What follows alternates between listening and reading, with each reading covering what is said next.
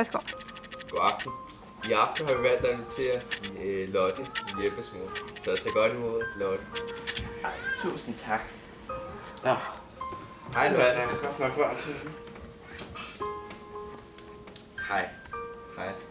Er det nu, du har en historie, du gerne vil dele med os? Ja, jeg vil gerne fortælle en historie. Det var dengang min mand han havde lavet et eller andet køkkenfirma med klistermærker på gulvet. Og sådan. Og det gik så ned ad bakker.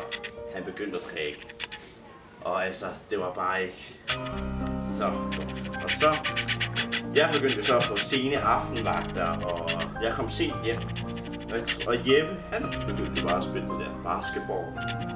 Og det var en hård en. Og så fik han så hjertestop. Eller en blodprop, tror jeg det var, min mand. Og så blev han så indlagt. Og så besøgte mig og Jeppe ham så hver dag op på sygehuset. Men man kunne godt mærke på Jeppe, at det har påvirket ham meget. Og ja. Ja. Har det påvirket dig meget? Ja, jeg var meget trist, og jeg endte også med at gå for min mand i en vis tid. Men jeg ved ikke, så kom jeg bare til at tænke på ham med alle de minder, vi har haft sammen. Og han er jo min mand, så jeg valgte at gå tilbage til ham. Jeg synes. Ja. Hvordan har han det nu? Han er blevet meget bedre, han drikker ikke mere, og han har fået et job i en dyrehandler, hvor han sælger dyr.